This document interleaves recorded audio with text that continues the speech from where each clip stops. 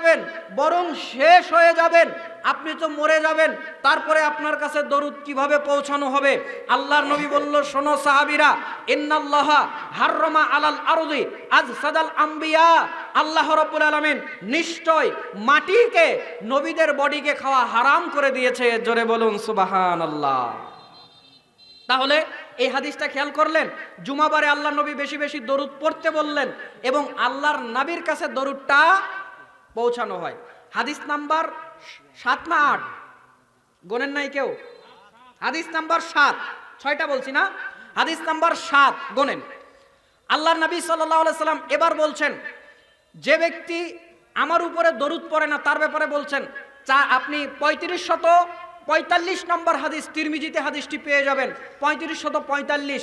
আল্লাহর নবী বলেছেন যে ব্যক্তি মান রগিমা আনফু রাজুলিন যুকিরতু ইনদাহু ফালাম ইউসাল্লি আলাইয়া, যে ব্যক্তি আমার নাম শোনে আমার উপরে দরুদ পড়ে না, ওই ব্যক্তির ধ্বংস হোক। বলেন নাউযুবিল্লাহ। হাদিস নাম্বার 8, এই হাদিসটা আপনি পেয়ে যাবেন। আচ্ছা, আরেকটা হাদিস এই ফাঁকে বলে নেই, আল্লাহর নবীর প্রতি যারা দরুদ দেয় না, আল্লাহর নবী এদেরকে মহাকৃপণ বলেছে। কি বলেছে? মহাকৃপণ। হাদিসটা কোথায় পাবেন? 3546 নম্বর হাদিস, তিরমিজি। হাদিসের রাবি আলী রাদিয়াল্লাহু তাআলা আনহু, তিনি বলছেন, আল্লাহর নবী বলেছেন যে আল বাখিলু মান যুকিরতু ইনদাহু ফালাম ইউসাল্লি আলাইয়া, প্রকৃত কৃপণ হচ্ছে ওই ব্যক্তি যে আমার নাম শুনে আর আমার উপরে দরুদ পড়ে না। হাদিস নাম্বার 9, এই পৃষ্ঠাে আরেকটা হাদিস মনে পড়ে গেল, আত-তারগিব ওয়াত তারহিবের মধ্যে হাদিসটি এসেছে। আল্লাহর নবী সাল্লাল্লাহু আলাইহি সাল্লামের কাছে আবু যর রাদিয়াল্লাহু তাআলা আনহু বলছেন, আল্লাহর নবীর কাছে আমি একদিন গেলাম, আমরা আল্লাহর নবীর সামনে উপস্থিত ছিলাম। আল্লাহর নবী আমাদেরকে বললেন, আলা উখবিরুকুম বিআবখালান নাস, আমি কি তোমাদেরকে বলে দেব না মানুষের মধ্যে সবচেয়ে বড় কৃপণ কে? আল্লাহর নবী, সাহাবীরা বললেন, হে আল্লাহর নবী বলে দেন। আল্লাহর নবী বললেন যে মান যুকিরতু ইনদাহু ফালাম ইউসাল্লি আলাইয়া ফাযালিকা আবখালান নাস, যে আমার নাম শুনলো আর আমার উপরে দরুদ পড়লো না, ওই মানুষ হচ্ছে সবচেয়ে বড় কৃপণ। জোরে বলেন নাউযুবিল্লাহ। হাদিস নাম্বার 10, আল্লাহর নবী সাল্লাল্লাহু আলাইহি ওয়াসাল্লাম বলছেন, এই হাদিসটি আপনি পেয়ে যাবেন 2042 নম্বর হাদিস, আবু দাউদ। 2042 নম্বর হাদিস, আবু দাউদ। হাদিসের রাবি আবু হুরায়রা রাদিয়াল্লাহু তাআলা আনহু, তিনি বলছেন, আল্লাহর নবী বলেছেন, লা তাজআলু কবরি ঈদান, তোমরা আমার কবরকে উৎসবের জায়গায় পরিণত করো না। লা তাজআলু কবরি ঈদান, তোমরা আমার কবরকে উৎসবের জায়গায় পরিণত করো না। বগুড়ার মানুষের কাছে আমি প্রশ্ন করতে চাই, আল্লাহর নবীর কবরকে কবর বলা যাবে কি যাবে না? জোরে বলেন, আল্লাহর নবীর কবরকে কবর বলা যাবে কি যাবে না? অনেকেই বলে রওজা বলতে হবে, কবর বলা যাবে না। এই হাদিসের মধ্যে আল্লাহর নবীর কবরকে কবর কে বললেন? আমি না আল্লাহর নবী নিজেই? লা তাজআলু কবরি ঈদান, আমাদের দেশের এক প্রকার গরম সুন্নি দল আছে, সবুজ পাগড়িওয়ালারা, বলে আল্লাহর নবীর কবরকে কবর বলা যাবে না। তো আল্লাহর নবী নিজেই তো নিজের কবরকে কবর বলছে, তো আমরা বললে সমস্যা কোথায়? কথা আমার বুঝতে পারছেন? আল্লাহর নবী বলছেন লা তাজআলু কবরি ঈদান। আপনাদের এই বগুড়াতেও আছে, আমি নাম নিলাম না, অনেক মিডিয়া আছে, কথা চলে যাবে ওর কাছে। ওই বগুড়া 12পুরর ঘাটি আছে, আমি নাম নিলাম না, নেওয়া প্রয়োজন মনে করি না। ওর আবার জন্মস্থান আমাদের জয়পুরহাটে, কিন্তু এটা আপনারা জানেন কিনা আমি জানি না। ওনার বাবা রাজমিস্ত্রি ছিল, খুব শখ ছিল ছেলেকে বড় আলেম বানাবে, বানিয়ে বড় বক্তা হবে, আলেম হবে। বাবার এটা খুব শখ ছিল। তো আলেম তো হয়েছে, সুন্নাতপন্থী আলেম না বেদাতপন্থী? বেদাতপন্থী। এখন বাপ তো শখ করছিল যে আমার ছেলে বড় আলেম হবে, আমার জন্য দোয়া করবে, আমার একটু ফায়দা হবে, কল্যাণ হবে। তার বাবার চিন্তা ভাবনা ঠিক আছে, কিন্তু বিদাতির দোয়া কবুল হয় তো? এ কথা বলেন না কেন? ওই হাদিস আবার বলতে হবে বিদাতির দোয়া কবুল, বাপের আমও গেল। কথা কি আমার বোঝা যায়? ওই বেটার দোয়াও কবুল হবে না, যতই বড় উনি হুজুর হোক। কারণ বেদাতির তওবা কবুল হয় না, দোয়া কবুল হয় না যতক্ষণ বেদাত থেকে না সরে আসে। তো যে কথা বলছিলাম, ওরা এই ওয়াজটা বেশি বেশি করে। আল্লাহর নবী বলছেন লা তাজআলু কবরি ঈদান, তোমরা আমার কবরকে উৎসবের জায়গা বানায় না, বরং আমার প্রতি দরুদ পড়ো। কেন? তোমাদের এই দরুদটা আমার কাছে পৌঁছিয়ে দেওয়া হয়। জোরে বলেন সুবহানাল্লাহ। দরুদ আল্লাহর নবীর কাছে পৌঁছে, এটা আবার কিভাবে? বলতে পারেন কিভাবে পৌঁছে? আমাদের দেশের কিছু লোক আছে, 5 ওয়াক্ত সালাত নাই, মুখে দাড়ি নাই, প্রস্রাব করে পানি নেয় না, দিনে 4 প্যাকেট বিড়ি খায়। তারা আবার মিলাদের আয়োজন করে বলে আল্লাহর নবী আমাদের মিলাদে এসেছে, তাই আমরা দাঁড়িয়ে গেছি। জোরে বলুন ঠিক কিনা? আচ্ছা, আমি শুয়ে বসে আছি, আমার সামনে খাবার আসলো, আমি খেলাম, এটা সম্মানের? নাকি আমি ওই হোটেলে একটা দোকানে খাবার আছে, গিয়ে বললাম যে আমাকে খাবার দাও, কোনটা খাবেন, বেছে কুছে খেয়ে আবার আসলাম, এটা বেশি সম্মানের? কোনটা সম্মানের? খাবার রেডি হয়ে আমার সামনে আসলো, এটা বেশি সম্মানের না? তো আল্লাহর নবী দরুদ তোমার এখানে নিতে আসতে হয় না, আল্লাহর নবী বলছে দরুদ আমার কাছে পৌঁছানো হয়। সুবহানাল্লাহ। কিভাবে পৌঁছায়? দলিল দেব? আব্দুল মুক্তাদিরের পকেটে আল্লাহর দয়াতে দলিলের অভাব নাই। দয়াকার আল্লাহর। খোলেন, আপনি হাদিসটা পেয়ে যাবেন নাসাই 2 নম্বর খণ্ডের 1282 নম্বর হাদিস। এই হাদিস ইবনু হিব্বান 914 নম্বর হাদিস। আল্লাহর নবী বলছেন, ইন্নাল্লাহা আযজা ওয়া জাল্লা মালাইকাতান হিনা ফিল আরদ। আল্লাহ রাব্বুল আলামিন ক্ষমতাশীল আল্লাহ, তার একদল ফেরেশতা আছে যাদের কাজ হলো ঘুরে বেড়ানো, যাদের কাজ হলো সফর করে বেড়ানো। ইউবাল্লিগুনি মিন উম্মতি সালাম, এবং তাদের কাজ হলো ঘুরতে ঘুরতে যদি কোনো জায়গাতে আল্লাহর নবীর প্রতি কেউ দরুদ সালাম পেশ করে, ওই ফেরেশতারা এনে আল্লাহর নবীর কাছে পৌঁছিয়ে দেয়। জোরে বলেন না সুবহানাল্লাহ। হাদিস নাম্বার 12, আল্লাহর নবীর কাছে দরুদ আসলো, আসার পরে ঘটনা কি ঘটে তা কি আমি বলে দেব? আপনি আমি এখান থেকে দরুদ পড়লাম, আল্লাহর নবীর কাছে পৌঁছানো হয়। কে পৌঁছায়? ফেরেশতারা পৌঁছায়। দরুদ যাওয়ার পর আল্লাহর নবীর কাছে কি হয়? এই হাদিস আপনি পেয়ে যাবেন 2043 নম্বর হাদিস, আবু দাউদ। আল্লাহর নবী সাল্লাল্লাহু আলাইহি ওয়াসাল্লাম বলেছেন যে মা মিন আহাদিন ইউসাল্লিমু আলাইয়া ইল্লা রাদ্দাল্লাহু আলাইয়া রূহি হাত্তা আরুদ্দা আলাইহিস সালাম।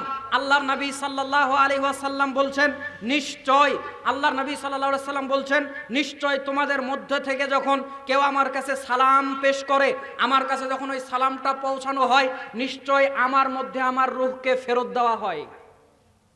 সুবহানাল্লাহ। কালকে 9:30টার দিকে নাস্তা করে কালকে বললেও হবে। এবং আল্লাহ নবী বলছেন হাত্তা আরুদ্দা আলাইহিস সালাম, এবং আমি তার সালামের উত্তর সশরীরে দেই। জোরে বলুন সুবহানাল্লাহ। এর মানে এই নয় আল্লাহর নবী হায়াতুন নবী। তবে কিভাবে আল্লাহর নবীর কাছে রূহ যায়, কিভাবে আসে, মিনিটে মিনিটে সেকেন্ডে সেকেন্ডে মানুষ তার প্রতি দরুদ সালাম পড়ে, এটা কেমন করে হয় আল্লাহই ভালো জানে। কারণ ফাআলুল লিমা ইউরিদ, তিনি যা ইচ্ছা তাই করতে পারেন। তাহলে আল্লাহর নবীর কাছে দরুদ গেল, আল্লাহর নবী সাল্লাল্লাহু আলাইহি ওয়াসাল্লাম দরুদ সালামের উত্তর দিলেন। আমাদের কাছে অনেকেই প্রশ্ন করেন, ভাই আমাদের দোয়া কবুল হয় না, দোয়া করার আদব আপনি জানেন না। একজন ডাক্তার হয়েছে, বলে আমার কাছে রুগী বেশি আসে না, আমার কাছে রুগী বেশি আসে না। তো তুমি ডাক্তার, রুগী আসে না কেন? বলে 5-7টা রুগী এসেছিল, একটা তো ভালো হয় নাই, বরং অসুখ আরো বেড়ে গেছে। ওই ডাক্তারের কাছে রুগী যাবে? তার মানে ওই ডাক্তার ভালো নয়, ডাক্তারই পারে না, অটো পাসের ডাক্তার। আমার ভাইরা, তো আপনি দোয়া করেন, দোয়া কবুল হয় না মানে আপনি ভালো করে নিয়ম অনুযায়ী দোয়া করতে জানেন না। দোয়ার একটা নিয়ম, দোয়ার একটা সুন্নাত, দোয়ার একটা সুন্দর পদ্ধতি হচ্ছে দোয়ার মধ্যে আল্লাহর নবীর প্রতি দরুদ পড়া। যেই দোয়াতে আল্লাহর নবীর প্রতি দরুদ পড়া হয় না, ওই দোয়াও ঝুলন্ত থাকে, কবুল হয়। দলিল 486 নম্বর হাদিস, তিরমিজি। আল্লাহর নবীর সাহাবী ওমর রাদিয়াল্লাহু তাআলা আনহু এবং আলী রাদিয়াল্লাহু তাআলা আনহু উভয় হাদিসটি বর্ণনা করেছেন। তারা বলছেন, ইন্না দুআ মাওকুফুন বাইনাস সামাই, ইন্না দুআ মাওকুফুন বাইনাস সামাই ওয়াল আরদ। নিশ্চয় দোয়া আসমান এবং জমিনের মধ্যে ঝুলন্ত থাকে। নিশ্চয় দোয়া আসমান এবং জমিনের মধ্যে আপনি যখন আমি করি, দোয়াটা ঝুলন্ত থাকে। কতক্ষণ পর্যন্ত? লা ইয়াসআদু মিনহু শাইউন, এটা ততক্ষণ পর্যন্ত কবুল হয় না যতক্ষণ পর্যন্ত আল্লাহর নবীর উপরে দরুদ পড়া না হয়। যতক্ষণ পর্যন্ত আল্লাহর নবীর উপরে দরুদ পড়া হয় না, এই দোয়াও কবুল হয় না। দরুদের ফজিলত কি বুঝতে পারছেন? আর দুই একটা বলি, আপনি হাদিস পেয়ে যাবেন 3380 নম্বর হাদিস, তিরমিজি। আল্লাহর নবী সাল্লাল্লাহু আলাইহি ওয়াসাল্লাম বলছেন, মা জালাসা কওমুন মাজলিসান লাম ইয়াযকুরুল্লাহা ফীহি ওয়া লাম ইউসাল্লু আলাইয়া। আল্লাহর নবী বলছেন, কোনো মানুষ যখন জনসমাগমের আয়োজন করে, কোনো মানুষ যখন বৈঠকের আয়োজন করে, আর ওই বৈঠকের মধ্যে আল্লাহর প্রশংসা করে না, আল্লাহর নবীর প্রতি দরুদ পড়ে না, ওই বৈঠকটা তাদের জন্য ক্ষতির কারণ হবে। ফা ইনশা আযাবাহুম ওয়া ইনশা গফারা লাহুম। আল্লাহ চাইলে তাদের মাফও করতে পারে, আল্লাহ চাইলে তাদের শাস্তিও দিতে পারে। তে বক্তারা যে ওয়াজ শুরুর আগে আল্লাহর প্রশংসা করে, নবীর উপরে দরুদ পড়ে, কেন পড়ে, কেন করে বুঝলেন এবার? না হলে এই মাহফিলও ক্ষতির কারণ হবে যদি এমনটা না করা হয়। আর দুইটা হাদিস বলে শেষ করে দেই। আপনাদেরকে দরুদের এত ফজিলত বললাম, তো দরুদ পড়বেন কিভাবে? হাদিস নাম্বার 14 চলছে। সময় অল্প আমি জানি, আপনারাও আহলে হাদিস মানুষ, এইটাও আমি জানি। ডানে বামে কথা বলে সময় নষ্ট করার কোনো দরকার আছে? সময়টা কাজে লাগুক। 5, 7, 10 মিনিটে 15টা হাদিস শোনাইছি, এর চেয়ে বেশি আপনার সময়কে আমি কিভাবে কাজে লাগাবো আমি জানি না। মাঝে মাঝে 2-1টা আয়াতও কিন্তু বলছি না, বলি নাই? তো এর চেয়ে আপনার সময়কে কত ভালো করে কাজে লাগায় দিব আমার জানা নাই। হাদিস নাম্বার 14। আল্লাহর নবী সাল্লাল্লাহু আলাইহি সাল্লামের কাছে সাহাবীরা আসলেন।